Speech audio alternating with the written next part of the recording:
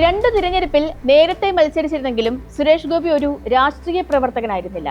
എന്നാൽ ഒ രാജഗോപാലും കുമ്മനം രാജശേഖരൻ പോലും വിചാരിച്ചിട്ട് നടക്കാത്ത രാഷ്ട്രീയ വിജയം നേടി പാർലമെന്റിലെത്താൻ സുരേഷ് ഗോപിക്ക് സാധിച്ചു. പരമ്പരാഗതമായി കോൺഗ്രസിനും ഇടതുപക്ഷത്തിനും പൊയ്ക്കൊണ്ടിരുന്ന വോട്ടുകളാണ് ആ 75,000 ഭൂരിപക്ഷത്തിന് പിന്നിൽ. രണ്ട് തിരഞ്ഞെടുപ്പിൽ നിന്നും പരാജയപ്പെട്ടതിന്റെ സഹതാപം മാത്രമല്ല സുരേഷ് ഗോപിക്ക് ഗുണകരമായത്, ചലച്ചിത്ര പ്രവർത്തകൻ എന്ന നിലയിലുള്ള ചിരപരിചിതത്വം കൂടിയാണ്. പ്രധാനമന്ത്രി നരേന്ദ്രമോദിയുടെ വിജയമെന്ന് സുരേഷ് ഗോപി പറഞ്ഞെങ്കിലും അങ്ങനെയായിരുന്നു ഈ ഫലമെങ്കിൽ ആദ്യം അത് പ്രതിഫലിക്കേണ്ടിയിരുന്നത് തിരുവനന്തപുരത്തായിരുന്നു. തൃശൂർ മാതൃക കേരളം എങ്ങും വ്യാപിപ്പിക്കാനുള്ള BJP നീക്കത്തിന്റെ ഭാഗമാണ് രാജീവ് ചന്ദ്രശേഖരന്റെ സ്ഥാനാരോഹണം. BJPക്ക് സംഘടനാപരമായുള്ള പരിമിതി മുതിർന്ന നേതാക്കൾ ഉയർത്തുക ഇഷ്ടക്കേടുകളായിട്ടായിരുന്നു. മുൻകാലങ്ങളിൽ PP മുകുന്ദനും CK പത്മനാഭനും ഒക്കെ ഉയർത്തിയിരുന്നത് പോലെയുള്ള വിമതത്വം ഇപ്പോൾ ശോഭാ സുരേന്ദ്രനാണ് ഉയർത്തുന്നത്.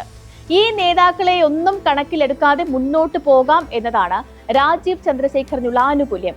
പക്ഷേ അണികൾക്കിടയിൽ സ്വാധീനമുള്ള ഈ നേതാക്കളെ ഒപ്പം കൂട്ടാതെ സംഘടനാ സംവിധാനം ചലിക്കില്ല എന്ന വെല്ലുവിളിയുമുണ്ട്. മണ്ണിലിറങ്ങി പ്രവർത്തിക്കണോ, രഥയാത്രകൾ മാത്രം മതിയോ എന്ന ചോദ്യത്തിന് രാജീവ് ചന്ദ്രശേഖർ നൽകുന്ന ഉത്തരമായിരിക്കും കേരളത്തിൽ BJPയുടെ ഭാവി തീരുമാനിക്കുക.